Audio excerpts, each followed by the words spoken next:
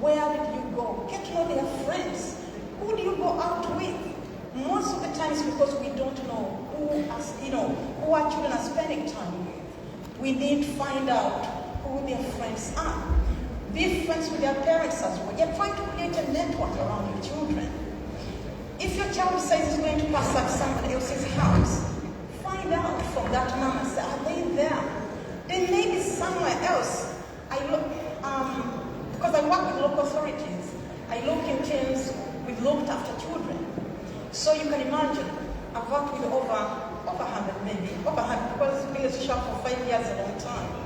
But I can tell you, a child will tell you, I need permission to go and sleep at Simon's house. Now, if you call, you may trust Simon's mom, and you don't even bother to call. The next day they arrest the child from somewhere else. Now, you would have let that child down if you didn't communicate with Simon's mom, because it is possible. Even Simon's mom was told they were going to my house. Here they call it control freaks. But that's what we have to turn into, because we need to be curious and create that ring around our children. 1 minute more. 1 minute. Okay, the law is also there to protect his children. And if you're a child and you're involved in these, whatever, count lines, and first of all, carrying a weapon is dangerous. You are more likely to be stabbed, if you're carrying your own knife. And also, you are more likely to attack somebody. If you carry a knife, if you do that, you're going to end up in prison, you end up with a conviction, withdrawn from school. Like I said, we just need a whole day to talk about this. But thank you so much for having me today. I wish you a lovely evening.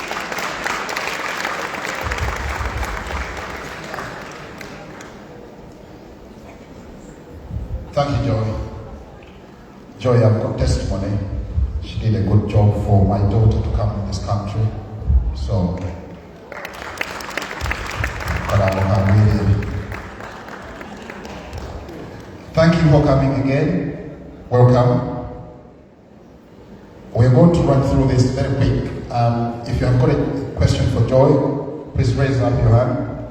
I'll have only 2 questions for Joy, because this is an important topic in our communities. You say your name, where you come from, a question to Joy. My name is Prosi Nakalinzi. I'm from Uganda. Joy, I heard you that you worked with the immigration. My question is under youth, because what I've seen, there is a youth who goes in gangs because of immigration people. They took their moms, they took their, if their mom, they took their dads, they took their family. And yet they have been here years and years. So what are we going to do as a community to reach to those immigration and clear that, because it is the biggest thing in youth of going in gangs and being getting drugs and harming, because they have that pay, they took their families. Yeah, that's my question. Another question, one quick one. We'll take them together. Good. I just wanted to know if Joy knows that it's getting worse in schools and universities. In mental hospitals, we have many victims who did not even use the weed, but it was put in a cake, in a drink, in anything. They're doing it from even the lowest level, whereby some parents realize that their children become aggressive at some time, they answer them back anyhow, and all of a sudden they fall into depression, they relapse into. Do you know about that? Okay, Joy, you've got 2 minutes to answer, 1 minute per question. I will first answer my sister first. It is true, and what you have to understand is that if a child, of course we're talking about minors, if your mom is in prison, you go to the local authority, you become looked after, what we call Section 20 of the Children Act 1989. So you will be looked after because the local authority has a duty. When you are in care, they will make an application for that child for leave to remain, and they normally give discretionary leave to remain to look after children. My sister, what you said is true about spiking, and these are the things, James, we need the whole day. Right. Good evening, everyone. Thank you for coming. All I can say, we are happy to see you. Take note, pen and paper, and these ladies can always answer your questions privately after this the conference. Yeah, I know identity is very important. Where you come from, I commend the lady who comes from Masaka, from Zinunula. One of the ladies came from Masaka, and she pronounced very well the names, and then it was it. Okay. Right. We are coming through this very quickly. Religion and culture, they affect us very, very hard. Now, we need to understand, how does it affect the girl child in our communities? Religion and culture. 9 minutes to Sheikh Zahid Semakula. Welcome to the floor. Semakalo, I do apologize.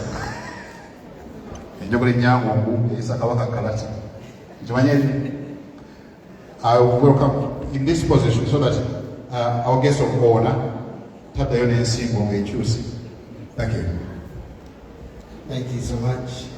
Thanks for correcting my name. Most people call me Semakula, but I'm Semakala. I'm of Renge clan.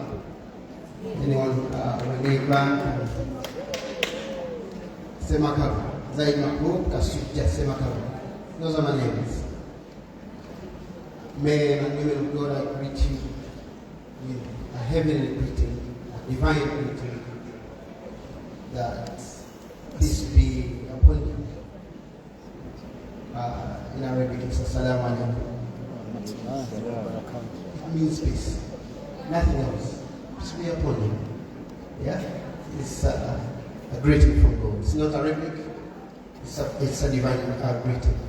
I'm giving a very simple topic that I love so much. Give it 9 minutes. I'll summarize it. How does religion and culture empower a girl child,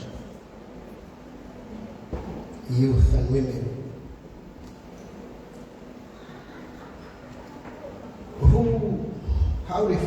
How do we define a woman, and what is religion? Simple. Religion is the divine rules. Divine rules that the Creator has commanded us to live by. Simple. Divine rules that the Creator has commanded us to live by. Culture, on the other side, culture is those are the human rules. You can define it as you want. The human rules that are defined by us, that we should live by. Can they go hand in hand with the divine rules? Yes, they can. Religion is not here to wipe away cultures. No, it is here to improve our cultures. Where cultures go wrong, religion comes in. But cultures cannot improve religion, no. Because you and I cannot advise God. Can we? So your culture, however much you love it, you're in Uganda, you're in Soga, you're in Toro, you're in Gisu, you are. Yes, someone about me. She's who knows where she comes from? Who knows where she comes from? You say you love her so much. How can you love someone you don't know? You tell me that's so wrong. She's Uganda. Yeah, but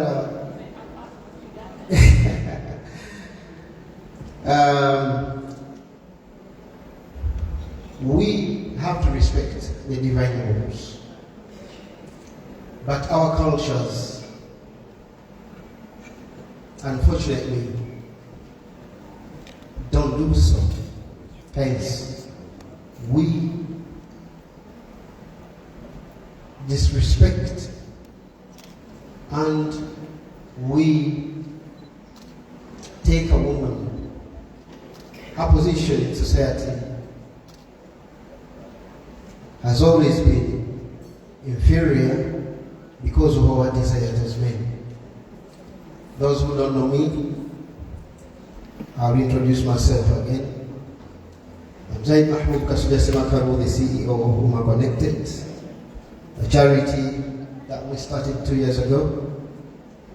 And for you, the guest of honor, we have, in the last 2 years, supported women, especially women. We've done projects worth 450 million Ugandan shillings in Uganda, supporting women and children in just 2 years. So whenever you see Uma Connected, just know that we are there for you, especially women, because we know your position.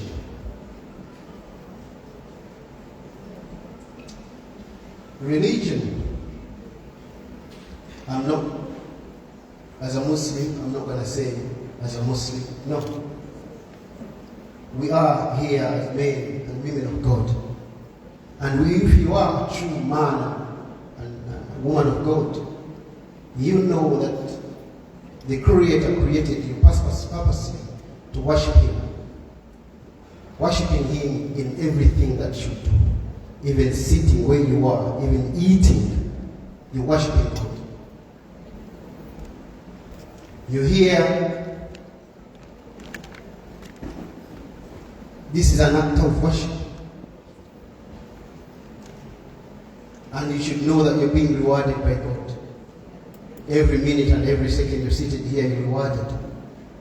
So in everything that we do, we are worshiping the Creator. What does He want from us?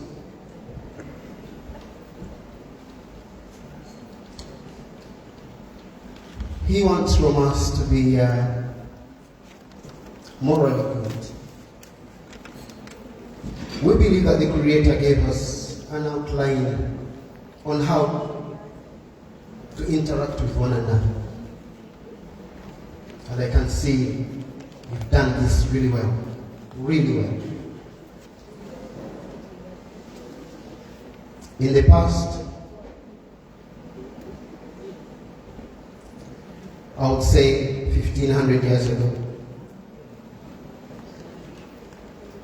or more than that, 1,000,000 years ago, since the creation of Adam, a woman was given, when Adam was created, when Hawa, when Eve was created, a woman was given preference. Women, you should always be proud because we are not created like us. We were created from that. You are created from our ribs, isn't it? That means we have to treasure you. A girl child is the most beloved, or women are the most beloved in the hearts of men. No man should ever tell you otherwise. It is divine. At least in the Quran, it is mentioned that men, what we love most is women. What we love most is women. That's how we are created. That's how we were created. But we have treated, how have we treated this woman that we love so much?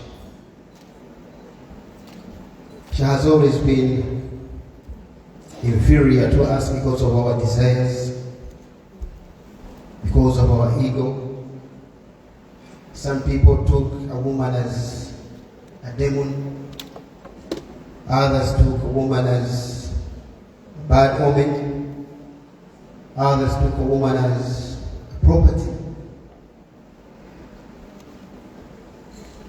But religion comes in. Those are the cultures. Those are the cultures. Man-made laws. We used to marry 40, 50, 70 women in Africa and elsewhere in the world. Religion comes in and it teaches us that no, you have to have one woman. Islam, you can have 2, 3, or 4, but if you cannot treat them justly, you can have only one. Why? Because we mistreated you so much and we are still mistreating you. Women, clap your hands. You've mothered us. You've mothered everyone that has been here. You've mothered the presidents and the queens and the kings. What do we give? What do we give in return? In Uganda, for example, you'll find that our culture, a woman in our culture, it makes you cry sometimes, it makes you sad sometimes, that you are not given preference. Our culture treats you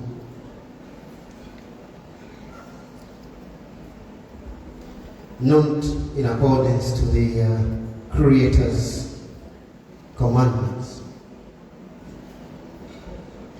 Women or a girl child has to be respected, has to be honored, has to be celebrated.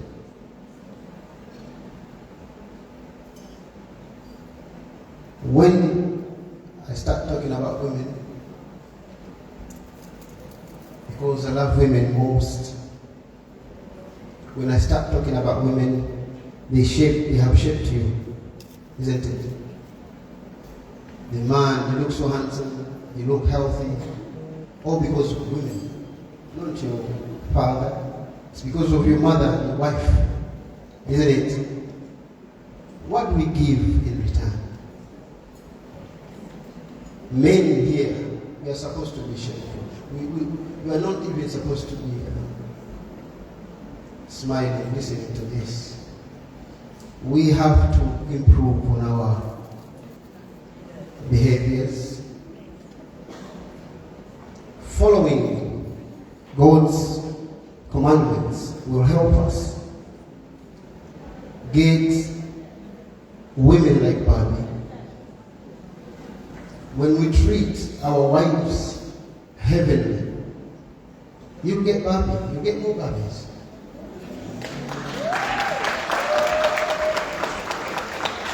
Because I believe His Excellency, the one you know very well, has done a good job, and that's why you have Barbie here. If she had a man that mistreated her, she would be home crying. But thanks to him, may God keep them safe, preserve them for us for a very long time.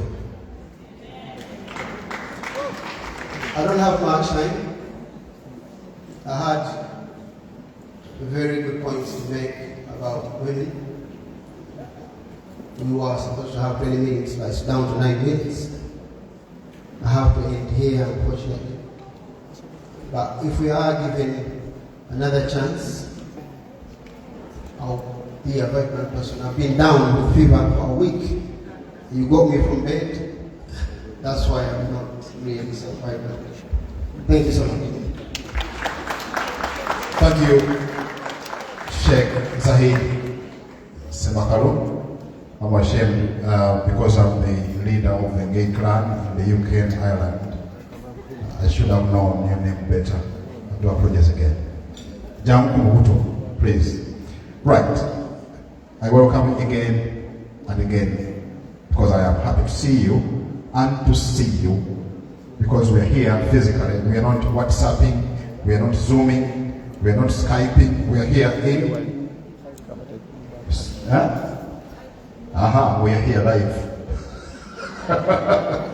Right. This one is a quick one. We have books. By the way, our guest of honor, Babi Chabrani, is an author. She authored a book called The Golden Memoirs of Memories, of a Village Belay. You tell us about this more in detail. And by Babi Chabrani. We have books here. Nkurokasi, if you can deliver a copy here, please, at your own time.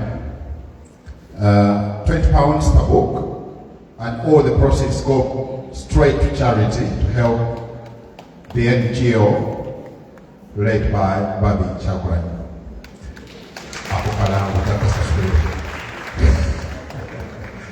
Joking. Right, okay. We are running out of time, but we need to go through each and everything today, and we must deliver. We are here to deliver. I want everyone to have some takeaways by the end of the conference so that everyone is happy and well educated. Right. Supporting women, supporting girls. Somebody needs someone to go somewhere. Isn't it? True or false? I always ask my son, true or false? False. Yeah. Dorothy Mokasa, she's an NHS commissioner, passionate about educating the girl child in Uganda. Well educated, community supporter, very verbal. But she's good.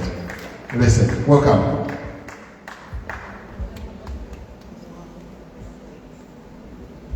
Slides, please, for Dorothy. First slide.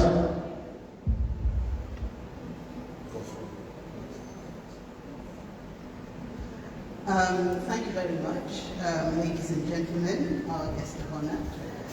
It gives me great pleasure to stand here in front of you and talk to you about my passion. My name is Dorothy Mukasa, and normally I'm an NHS mental health commissioner. That's what I do. That's what I've done for many years. Next slide, please. My involvement in community and charity work runs a very long way. I'm a member of Gayaza Alumni Network. I'm a member of Oxizam Uganda and Uganda, UK and Ireland. And I'm here to try and ensure that ladies, we become the change makers in our society. I'd like you to get involved in community and charity work in the UK and in Uganda to open up opportunities for poor girls. Next slide. The status of women in poor countries like Uganda. The UK is one of the top richest countries. It's one of the 10 richest countries in the world. This is where we are now. Uganda is one of the 20 poorest countries in the world. Women are 52% of the Ugandan population. Young people make up 80% of the population of Uganda, and a lot of those people are very poor. Girls in our communities in Uganda are less likely to complete secondary education for a variety of reasons, from school being too far, caring responsibilities, and things like their menstrual cycle also stops them from studying. If there's money for books and pens and things, scholastic materials, that's usually restricted to boys. Yet education is the only assured way out of female poverty. I'd like us to think about the impact of education on girls. Educating girls has multiplier effects. They are less likely to marry early or to marry against their will, simply because they became pregnant at the village. They don't need to marry that man. They're more likely to have healthy children if they're well educated. They're more likely to send their children to school if they're well educated. When women enter the workforce, they typically invest 90% of their income into their families. Ladies here, you know that. If you make £100, £90 goes into the house, into the school fees, into the cooking, into the, you look after the household, compared to 35% for men. I would like to appeal to all women and say that we are 52% of the population. We need to start feeling our weight. We are slightly the majority. Instead of feeling small and unable, we need to feel bigger as a group. Individually, we may not be much, but as a group, we are quite powerful. Please help girls complete their secondary education. Education is the only way out of getting so many girls, so many of those girls under 30, out of a life of poverty. You cannot help all girls, but you can help some girls, and this is my plea. How can women help girls? What do schools want? I want people to understand this point. Every school is judged on the quality of grades at O-level and A-level in Uganda. Every head teacher wants the best brains in their school. What do girls want? Many highly intelligent girls can achieve the highest grades in the country, but need school fees or else drop out of school. Women, I'm asking you please to work with secondary schools, either the schools you attended or those in your rural area where you came from. I come from Bulemezi, and I am into schools in Nakaseke, me. Join with other women and support girls in the rural area from which you come. Support initiatives like the Menstrual Project. A natural phenomenon should not inhibit the education of girls. Sanitary towels should be distributed to every girl. Unfortunately, secondary schools are so far away. If a girl walks 4 miles or 6 miles to and from school, in that difficult time, they just drop out of school. Start or join a scholarship fund. Based on the school fees, decide how much you could contribute to a scholarship fund together with others. You might afford just to fund one girl. You may not be able to fund one, but you could start with one. Decide on the qualifying criteria. Decide on your target. Do you want highly talented in sports, in music, in science, or in law? Then think about the governance. Develop an application process. Engage the head teacher who would identify the suitable candidates. Engage the board of governors in that school in Nakaseke. Take girls through a competitive process and interview them. We can interview them on Zoom. On rewarding the scholarship, make sure the girl reports their progress in writing every term. And high achievers will secure government sponsorship at university level. So what you're helping girls bridge is the gap between the age of 13 and 18. After that, even if you let go, the intelligent girls will get government-sponsored places at university.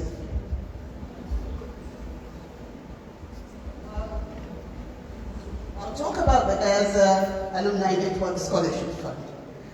The Scholarship Fund is something we developed in 2006. We fundraise every year to send girls to school. It's a 2-year commitment. You cannot afford to just say you pay for S5. If you take on a girl, take her on for S5 and S6.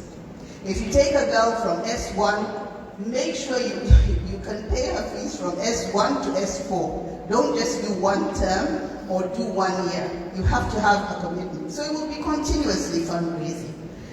Securing the scholarship, as we say, for us it's a competitive process. Girls complete an application form, we interview them on Zoom, we talk to the headmistress, We talk to the Board of Governors, and they tell us about their family backgrounds, their interests, and their ambitions. When it comes to feedback, GAN receives termly reports from each girl. So we get the school report and we get the girl's report, personal report. So if we look at outcomes, next slide please. I think something's gone wrong with the slides.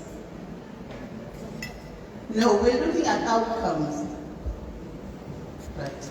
Every girl has secured, that we have funded since 2006, has secured a government-sponsored position at the university. Girls have progressed to be doctors, to be engineers, to be pharmacists, to be scientists.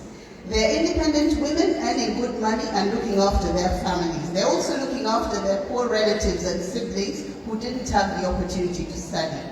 These stories help the Scholarship Fund to secure more funding for even more girls. So it has a multiplier effect.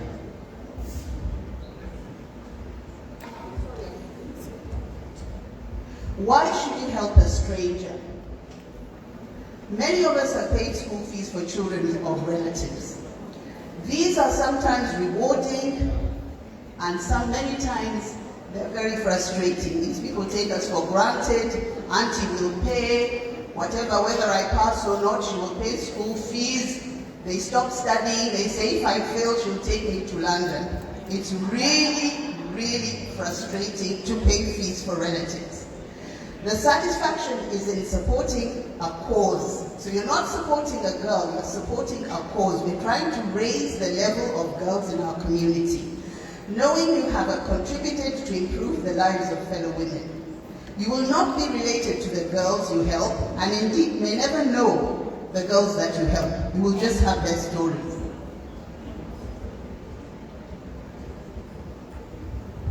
Ladies and gentlemen, let us reach out and sponsor girls who are intellectually gifted but who cannot afford the school fees. Please. Thank you very much for listening to me. Thank you. Thank you. One quick question for Dorothy Nkasa, if you can. One quick question. Your name and your question.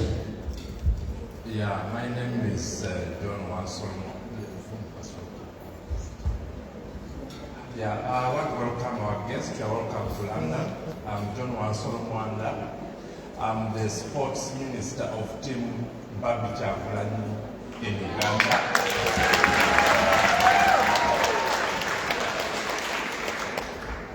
You are welcome, our First Lady. I wanted to ask you, I'm an activist for disability. I was born of a disabled dad. And I'm the only one, the only kind of a disabled parent to have done my education and completed it. But the women are the most disadvantaged in disability. Most of the women, when they get disabled, like on borders, they're thrown back in the villages. The young girls who are disabled, they are not given fees at all. Is it possible to access your scholarship for disabled girls and disabled girls? As I say, the GAN Scholarship Fund is restricted to sort of girls who are trying to get into Gaza High School. However, as I say, starting a scholarship fund is not rocket science. You can look it up on the internet and you know how to do it. Or you can start something up at village level, you can start something up especially at village level. The important thing is to decide your criteria. If your criteria is to help disabled girls, then you make sure that the fees are there, but you have to manage that scholarship fund. And it has to be for all disabled girls in the area. It can't be for relatives. So, you see, the power is in your hands to actually do something. It isn't waiting for someone to do it and then use what they have done. So, the Gaza girls have done something. But Nakaseke, if Nakaseke Limited, Nakaseke women wanted to do something, Dorothy, I would be in there yesterday. And I would work with them, and in Semto, in Kapeka, we would have all the disabled girls Thank you.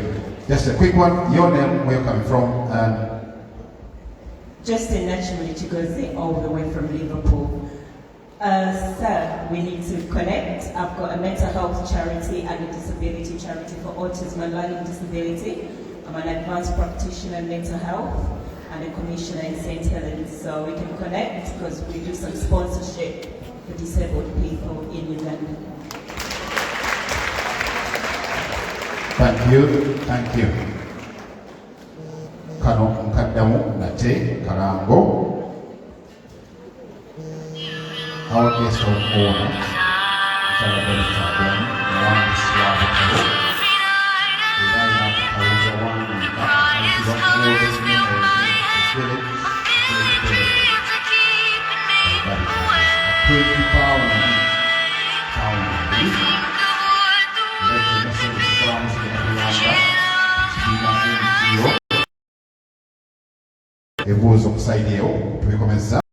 we're going very quick on the program. Let's roll to dinner and to Ndongo Kakundiri. Welcome. Today is the conference for women and the youth, empowering the youth and the women. It's the first of its kind in London. We thank you, Jose Jobsley, and the team behind this. Right, okay. We've got a medical doctor in making. She has been one of us for a very long time, and she has delivered a lot in our community. We are proud of her. She's my daughter. I'm proud to say so because she was part of a good program in Tandaya, Uganda. And by that time, she was a very young girl. Today, she's a lady in making, a woman. She's becoming a doctor soon. Yeah? Take it. Okay. Self-motivation, staying inspired. Oh, she was also a contestant. And to perform a Miss Uganda UK 2020, 2017. I'm getting it correct. She's a content creator. I need to know about that. It's something new. Who is a content creator? Medical doctor in making. Please, Jan J, come to the floor. Take it away. Thank you. Thank you for that introduction. Balamusizanyo basebule banyabo. Good evening, ladies and gentlemen. Njogere Luganda or Njogere Luzungu? I'm hearing a lot of people saying Luganda Nayendo due to the fact that our common language is English. I will stick to English. My name, as introduced, I'm Jan Nachitenge Muchivi. I'm born to Mr. Vincent and Mrs. Janet Muchivi. My mom, Natamudinaye. Mom, say hi. I'm currently a student doctor in training. I'm graduating this year.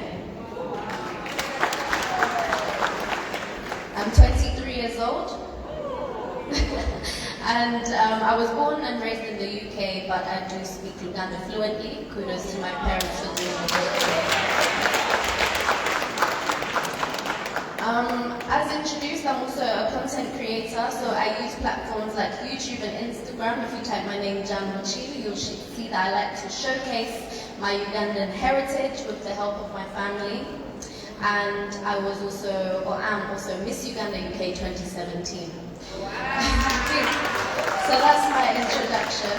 Before I go on to the topic that I've been asked to speak about today, I'd like to just thank the organizers of this event for putting together this event. It is something quite special. We've never had anything like this before, and it's important for things like this to happen within our community. So thank you to all the speakers, our honorable guests. We welcome you, and thank you everyone for coming today.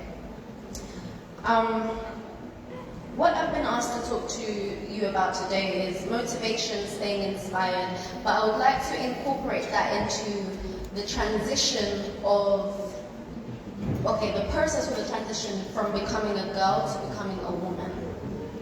And this is a process that I'm still going through myself. It's a daily process. However, there are challenges that we face along the way. And so I'd like to just lean into some of my experiences.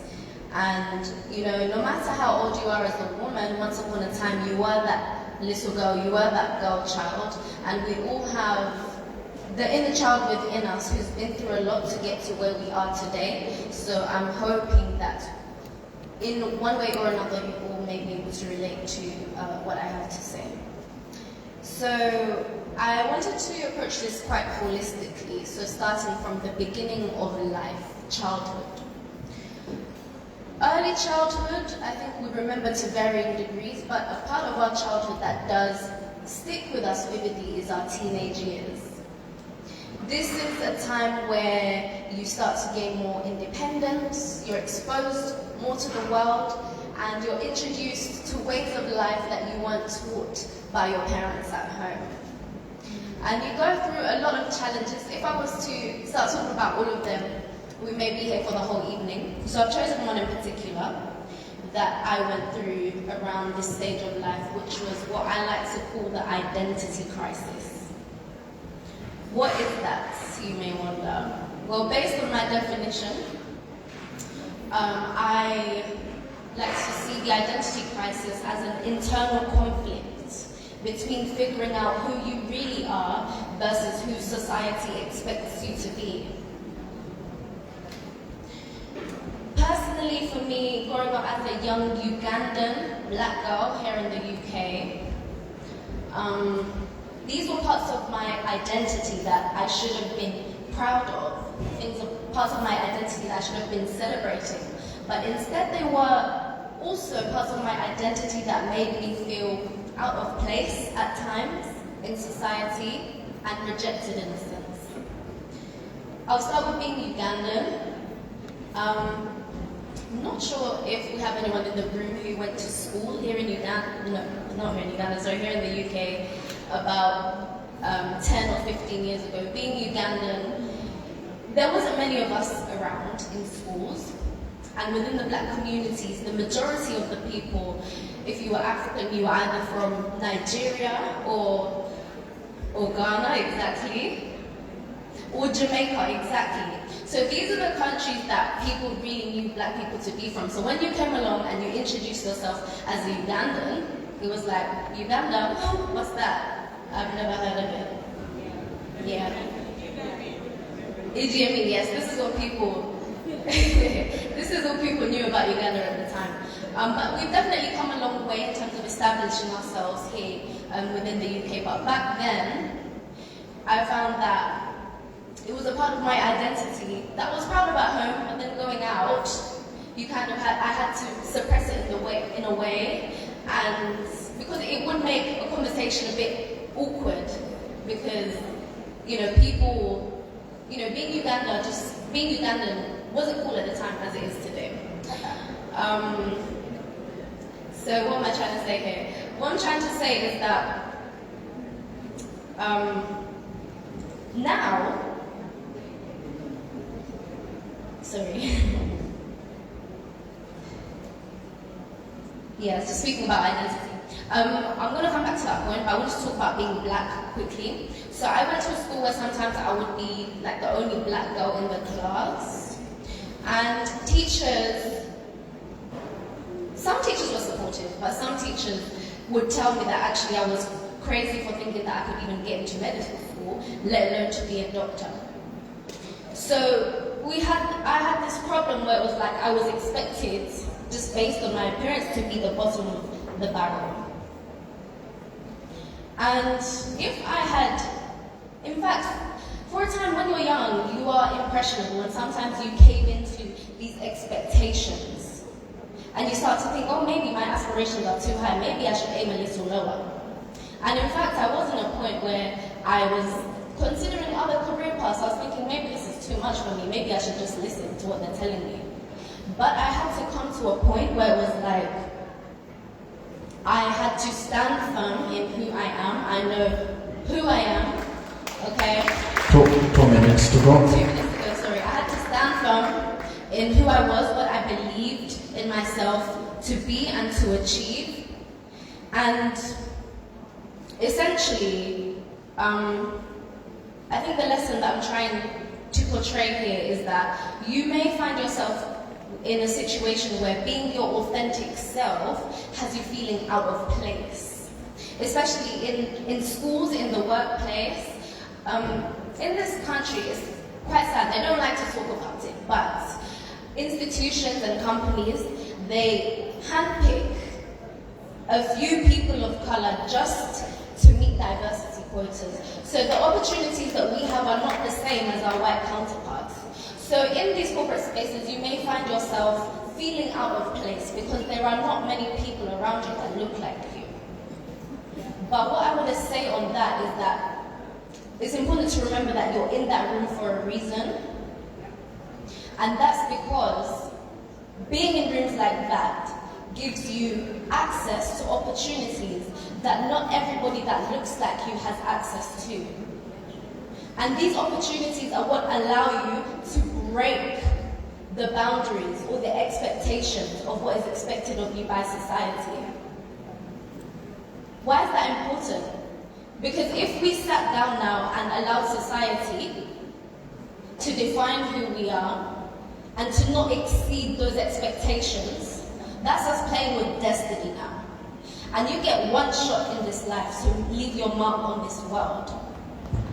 So it's important to take it into your control and show up in those spaces as your authentic self. Don't shrink, don't try to fit in, change yourself. No. That's one thing I had to learn, and it's also one thing that I'm hoping we can take away from today. Show up as your authentic self. Be proud in your identity. You're young, Ugandan, black, everything that makes up your identity. Show up confidently. Show up unapologetically. Make them make space for you. I did have another point to talk on. However, time is of the essence.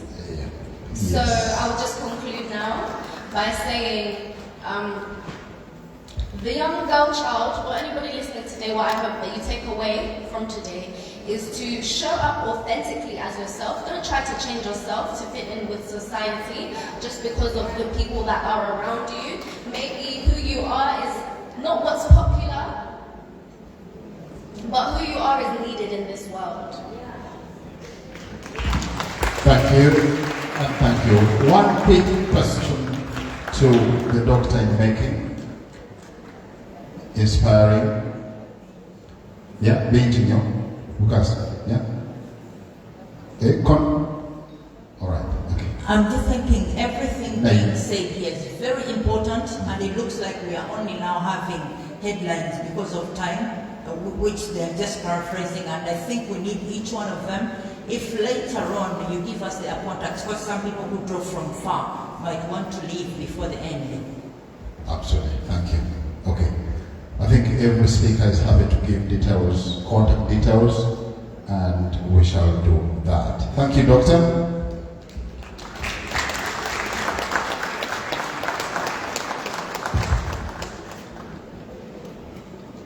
Welcome to the first of its kind, the Women and Youth Empowerment Conference 2022, London. My name is James Muga of Connect Uganda Radio. I'm happy to see you. I don't know whether you're happy to see me. Unfortunately, I'm here and I'm not leaving. But yeah.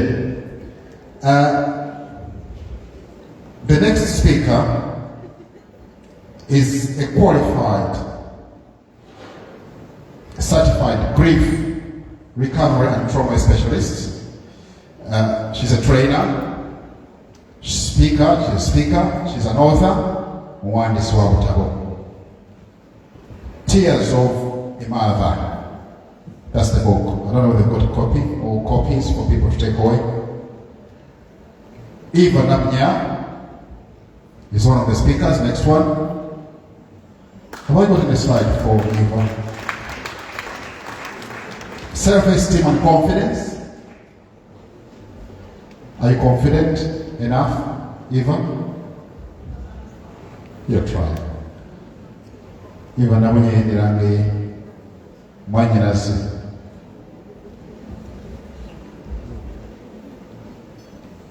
Hello ladies, my name is Eva Sanyunabinya and I come from the Rabidongo family.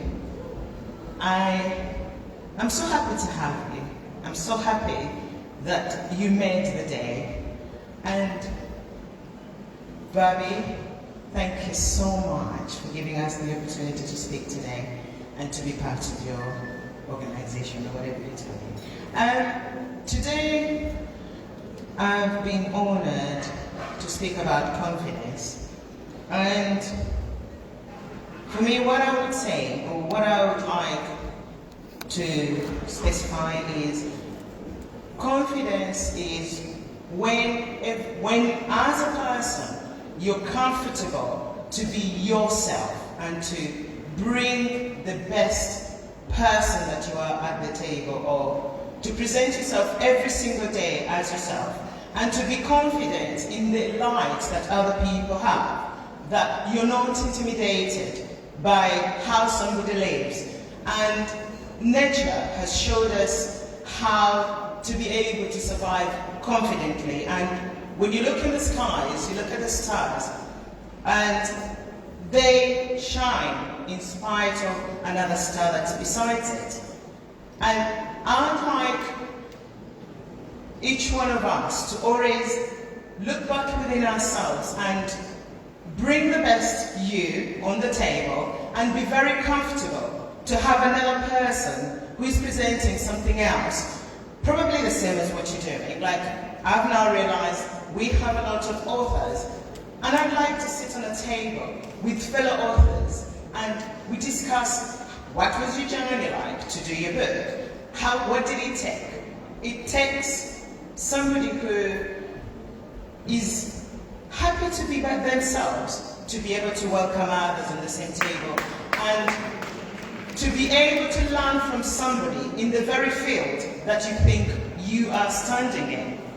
And like, for instance, people have been, we've been talking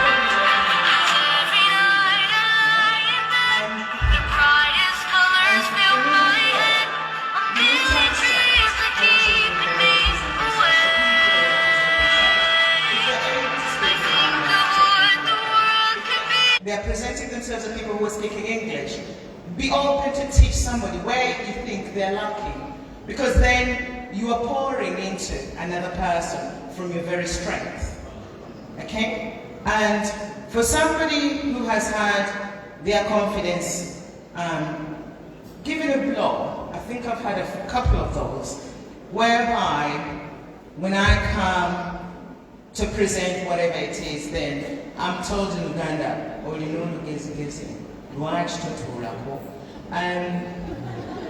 and then I proudly, if anybody tells me any of those statements, I'm like, I'll come and I say, Ndiwange Umbala Tatula. So I believe if I present myself quite proud, it's not something that I chose to be. Unfortunately, I was born into it. So I'm just manifesting the way God presented me on this earth. And I'd like to say I do it proudly. And I do it as a proud Ugandan.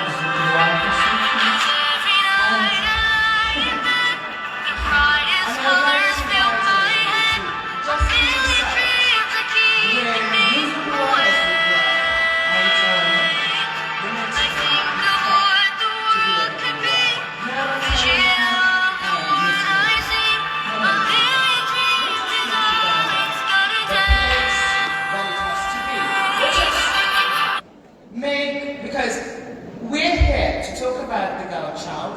We're here to talk about women. Women, you can live with the flower or the person that you are supposed to be.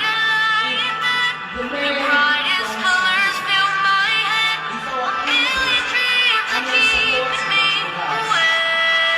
So, I would like to invite each one of us onto this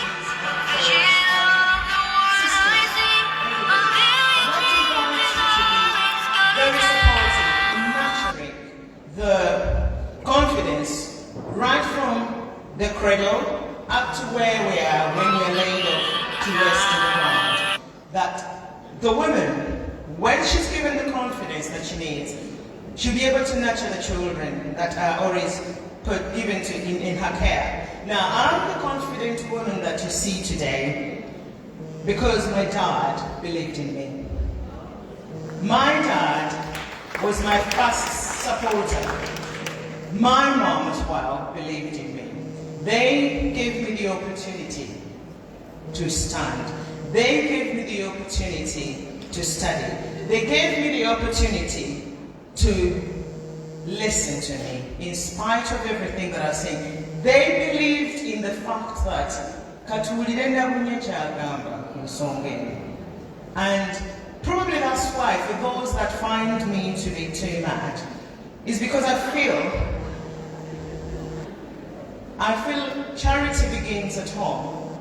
Mom allowed me to speak. Now, I tend to forget when I see mothers or ladies, I imagine mom is there. She's gone, she's rested. So I imagine she's united in any one of you. So I imagine you want to know what I want to say in a particular position or on a particular issue. I imagine when I see men, I imagine you're not going to tell me, you're going to give me an opportunity to speak. So I encourage you to look at our children, the girls, not to just be a shadow, but to be a voice in the community. Let us nurture them. Let us allow them to bring their best person forward. Because if a child is allowed to speak at home, when they go to school, they'll always bring their best person forward. They'll be able to put their hand up. They'll be able to share what it is they're going through. Because, like for instance, I've had an experience that almost would have wrecked me. I went through a couple of miscarriages, and that whole experience then gave me another perspective to life. It reminded me that, Eva, you are not only supposed to, you're not a mother because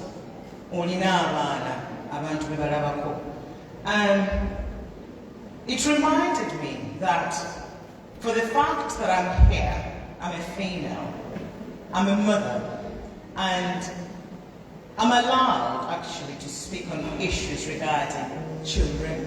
I'm allowed to speak on issues regarding mothers, because my motherhood journey hasn't been like everybody else's. It's been a short one, but I've loved it. And I think I've got something to say or something to contribute as regards that particular issue and in that space. And I don't know how many minutes I've got, Mr. DJ. I'll keep going. Right. So 1 minute to go, 1 minute.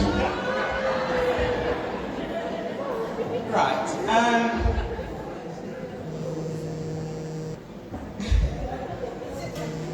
I've been given 1 minute. Okay, in that 1 minute, what I would say to you is, I'll tell you who I am. My name is Eva. I'm a grief recovery specialist. So I do help people recover or get to terms with their grief, whatever the grief, how it has presented itself. It could be from loss of a job, or even losing a person that you love so dearly. So I'm also an author of a book. Yes, Tears of a Mother. It's on Amazon. You can find it on Amazon, or it's on Amazon. So I'll be very happy, and it's also on Audible. You can listen to it. For those that are thinking, oh, not another book to read. No, you can listen to mine. and enjoy whatever it is that I've presented. So thank you so much, everybody. God bless you. Thank you. Thank you so much.